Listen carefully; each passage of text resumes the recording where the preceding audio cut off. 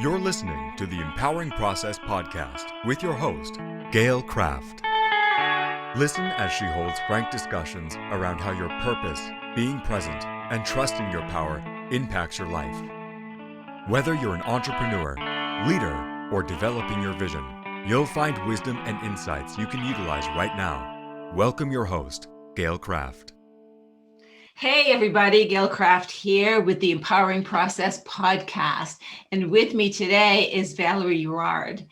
And from trauma to triumph, Valerie has seen it all. The tool set she gathered to overcome her childhood trauma helps her guide trauma survivors get their life back. She is a published author, speaker, and expert who works with people all over the world. She brings you on a decluttering journey to declutter your stress, your mind, your space, and your time so that you can create the life you want and free yourself from trauma. So welcome, Valerie. I'm so happy that you're joining us today. I'm so happy to be here, Gail. Thank you so much. Oh, this is just so fantastic. So we're going to talk a little bit about the childhood trauma, right? And then some of the things that you tried that failed to kind of get your life together. And then how you happened upon, purely by accident, the declutter process. And it's really, I was thinking this morning about you, and I was thinking as within, so without, right? And that is exactly, I mean, it's biblical, true, but it is true. So take us on your journey. I like to start my journey when I was 11 years old. And I do that because it wasn't a period where, you do those babysitting course and with your friends at school. And I was introduced to a notion that I didn't understand at that time was don't let the parent of the kids you babysit drive you home because something can happen. So don't let people touch your private part. And then when I came back home and it was the holiday, my grandfather touched my private part. So it's at that moment that I understood what was happening in my life since many, many years. So it really shut me down that day. And I remember going to fake being asleep in my bed while all the extended family arrived, my cousin and everybody. And I was just in my bed faking being asleep during all the Christmas celebration. So that's really the moment where it kind of bring it in my face. Right. I have a few people that we've spoken to about various traumas in their life. And the thing is as a child, you don't know that it's not normal. You do know it doesn't feel right, but you don't realize. And at the time, it's the teenage years, of course, that you start putting the pieces together. And there's the shame, there's the guilt, there's the confusion, there's the anger that your family didn't support you, all of those things anchor in. And then we look for coping mechanisms that are not necessarily the best one at that time because we are young and we are not experienced, we just don't know the life at that point. So in my different coping mechanism, I completely dissociate from myself. I dissociate from emotion. I try to protect myself as best as I can, and I fall in eating disorder. But I also fall in doing a lot of little collection, those little eraser and those little pencil and the postcards and the birthday card and all those little collection that a kids can make. Right. So, so dear friend of mine has had similar issues, shall we say, and her coping mechanism is, she has things, letters from her great grandfather, right? And she has taken all of these letters and they are in chronological order. The grandfather wrote to her father, her father's response, his mother's response to that, and they still exist today. Yeah, because we don't know that it's a coping mechanism. We think that it's just keeping some memories. Right? It's what you can control. Exactly. Right. And so through the years, as you said, you had an eating disorder, and I'm sure many, many other disorders. And it is a form of PTSD. PTSD doesn't happen just in the Army, right? Oh, no, it does. No, no. And so this trauma carried you through your life. And so tell us a little bit about how it showed up in your marriage, and then how you tried to cope with your lack of coping. Yeah, it showed up a bit before that. I'll say when I was about 18 years old, another Christmas event with all the family. And then one person that I trusted revealed my secret in front of the extended family. So people are started taking sides. Some people asked me to sue him, to bring him in court. Some other people tell me to get silence. Others say that I lie. So it was kind of a mess. And after that, I wasn't able to go back to complete my degree in occupational therapy.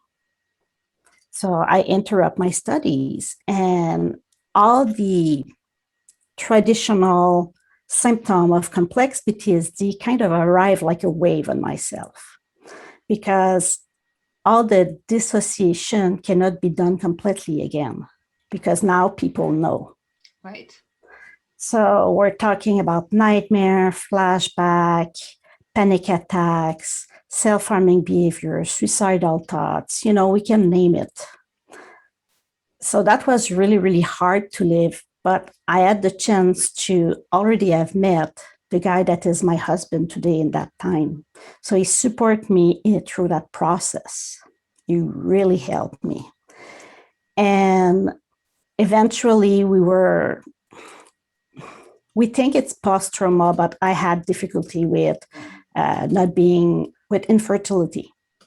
And we think that it's due to the trauma. And we tried to go in fertility, it didn't work, and we decided to adopt some children. So life was beautiful, but hard. Like, you have these children and they bring love in your house, and as simple as bath time was triggering me, my nightmare and my flashback. So you were unable to really care for your children because it caused flashbacks. Exactly. So there were some moments I was able to care from them, and some moments that my husband has to take over to really do it because it was too hard. And life continued like that up to my husband joined the military. And I remember one day my mom asked me, Val, why do you have that much pasta? Are you cooking for an army? Obviously, she was sarcastic. But when she left, I opened my pantry, and there were like 50 pounds of pasta, 15 cans of peach, and maybe 20 pounds of flours. And then I look around the house, and my kids has more toys than a daycare. It's at that moment that I realized that I have clutter. It may be organized, but it's still clutter. Exactly. It was organized. We can circulate in the house. And okay, of course, sometime, you hide a basket of clean laundry in your bedroom when your mom calls and say, I'm coming home.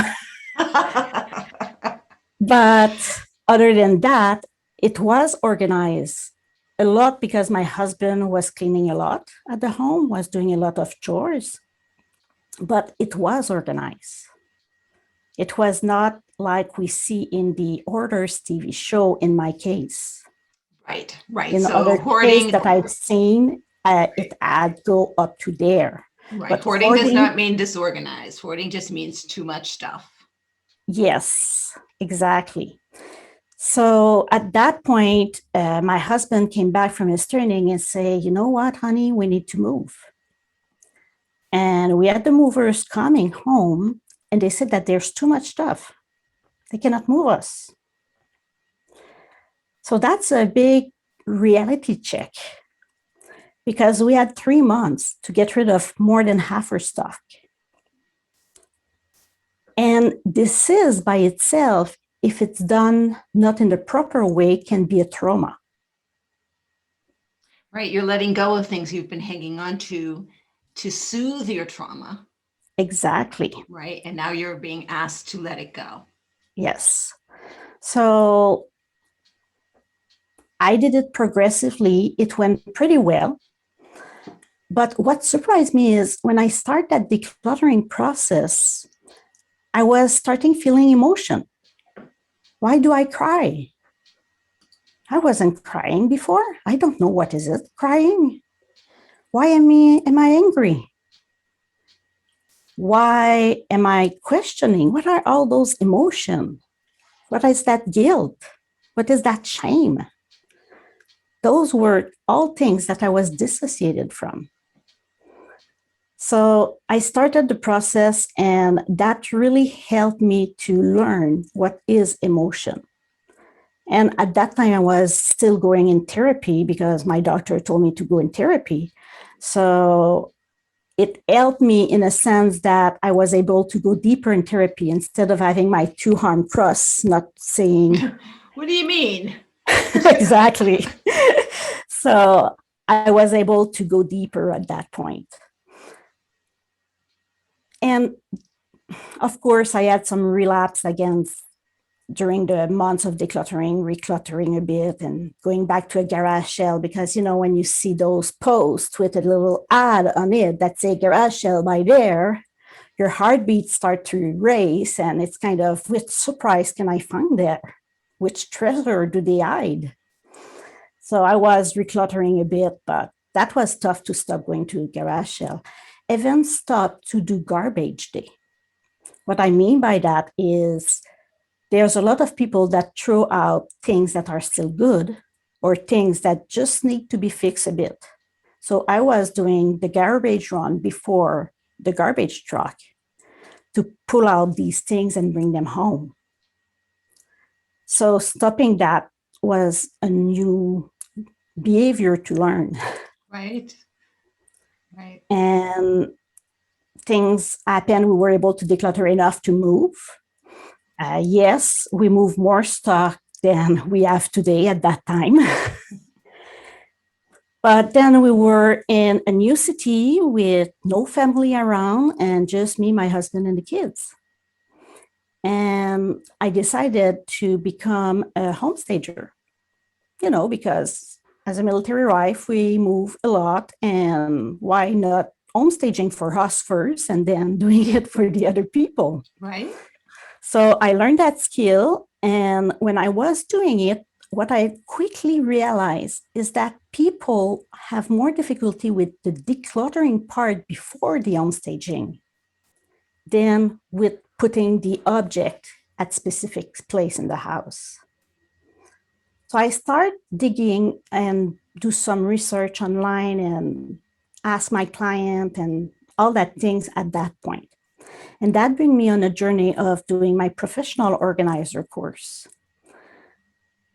And I realized that I'll say over 95% of my clients were having trauma in their life.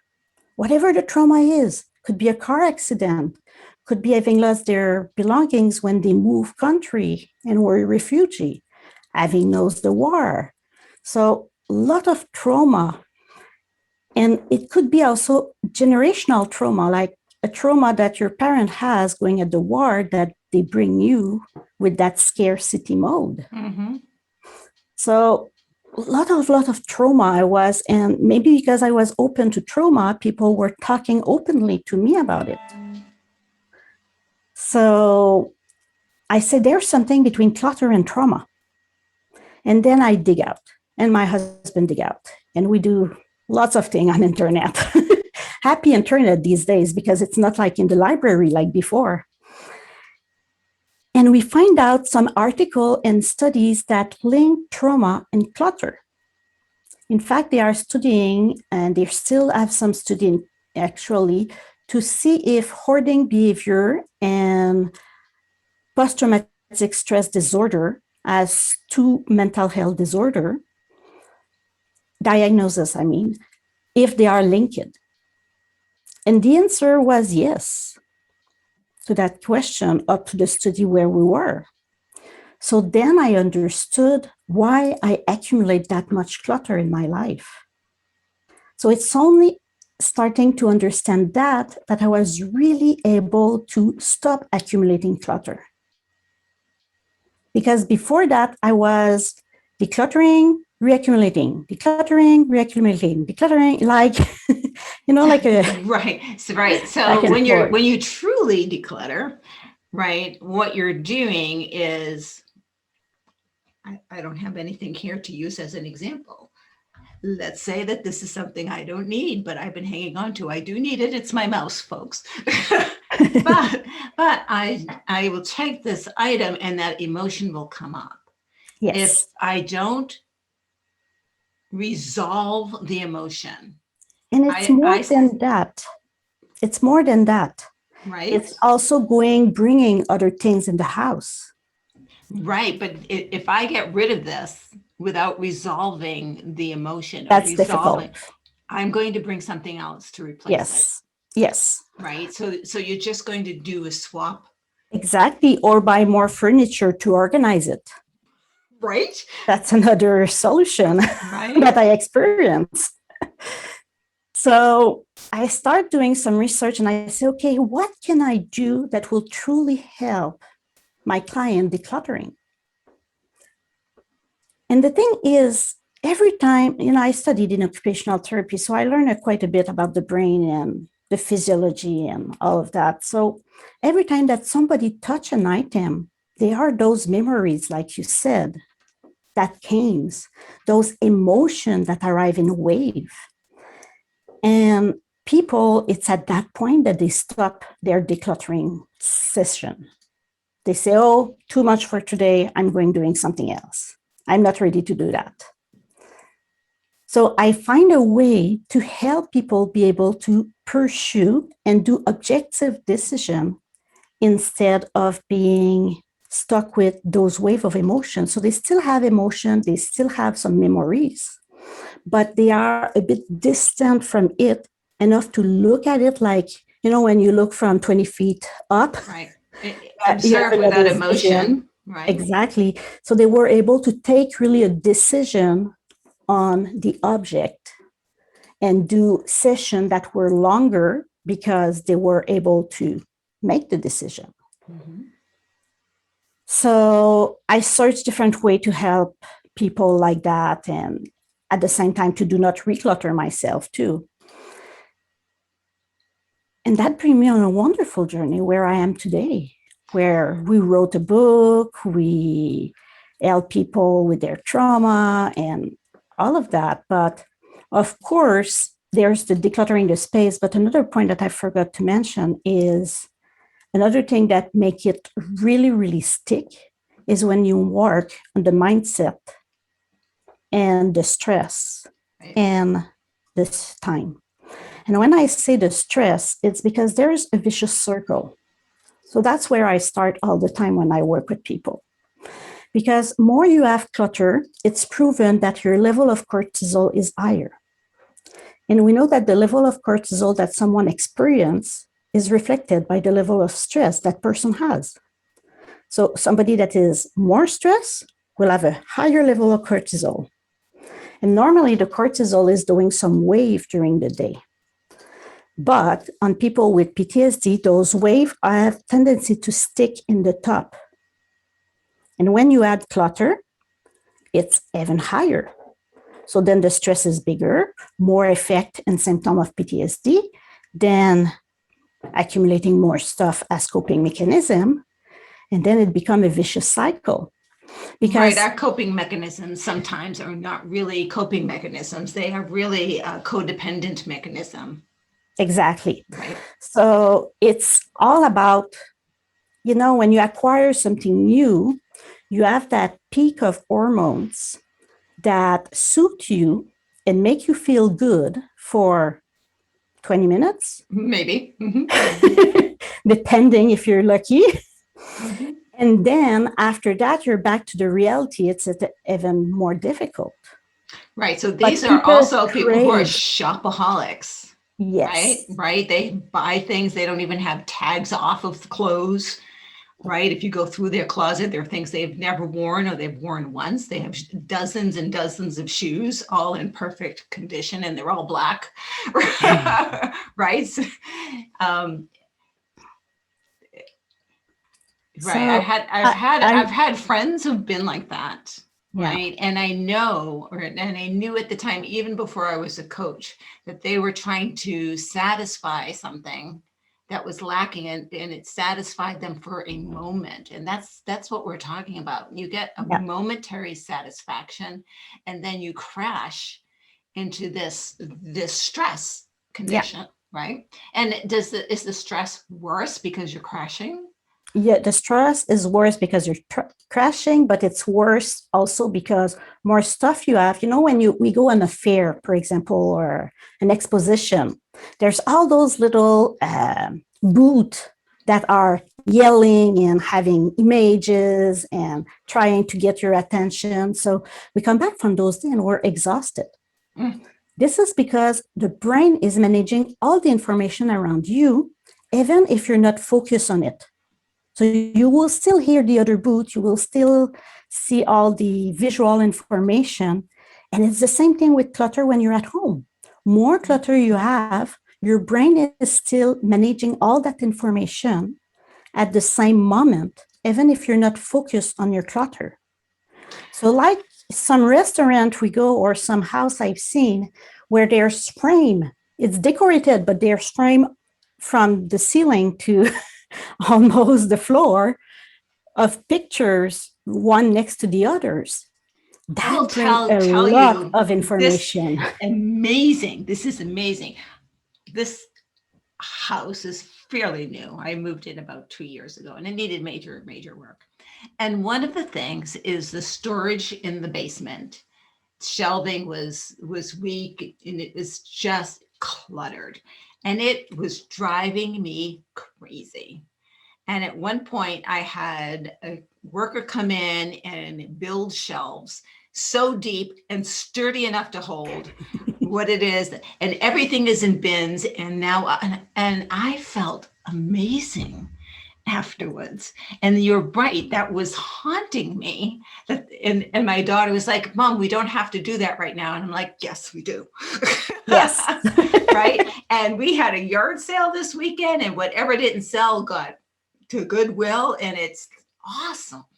It feels good after a decluttering session. Yeah. It's a relief Yeah. because you let go of so much information and stimulation for your brain that you just feel freedom. Right.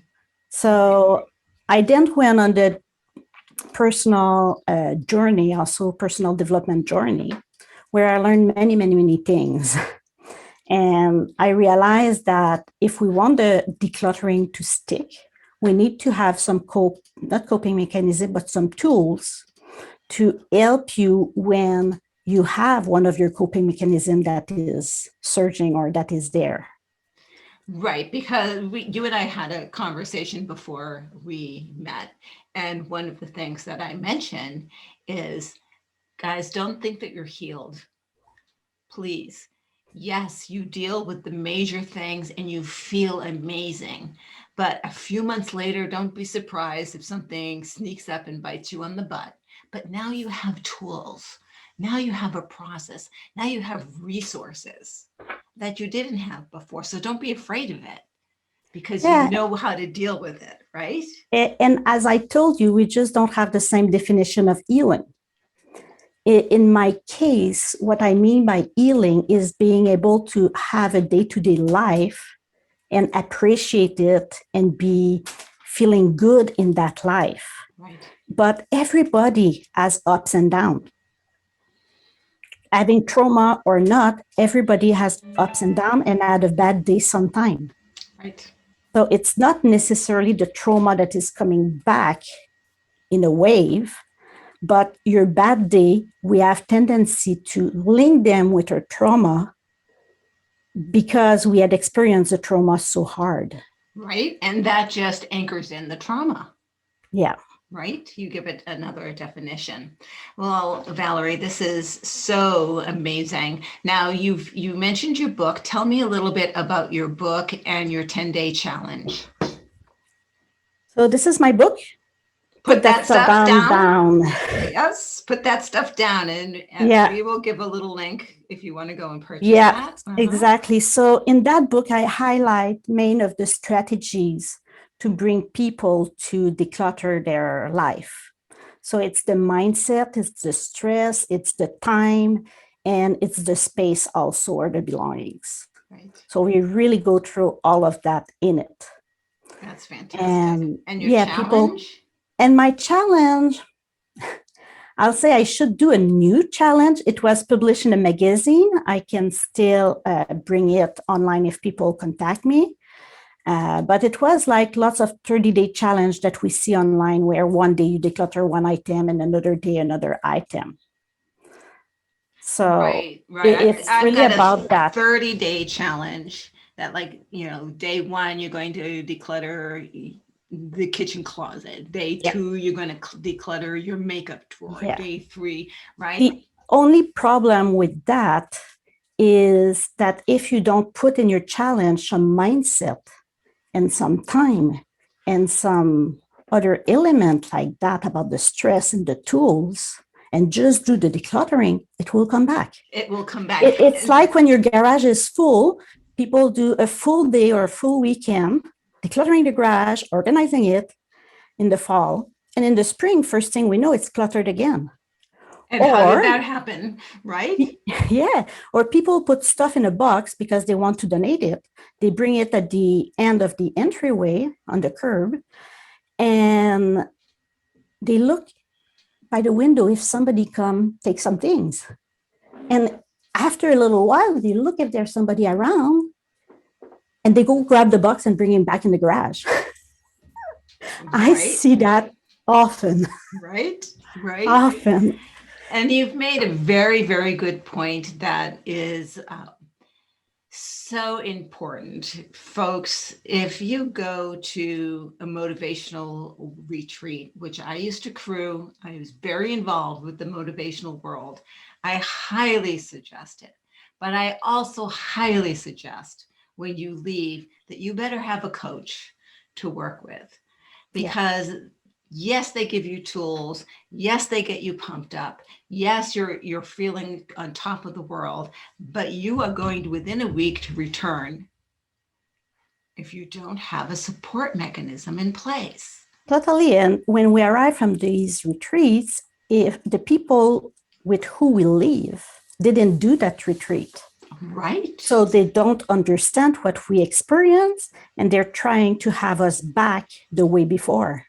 And for many people, that happens very, very easily.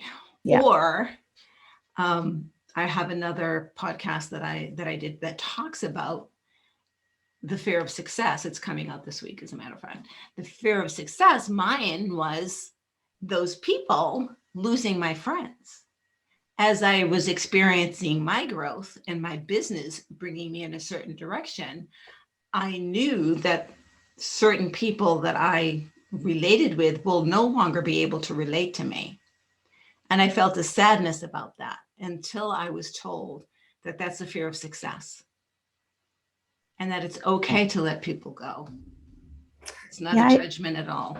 I really see that a bit like a train.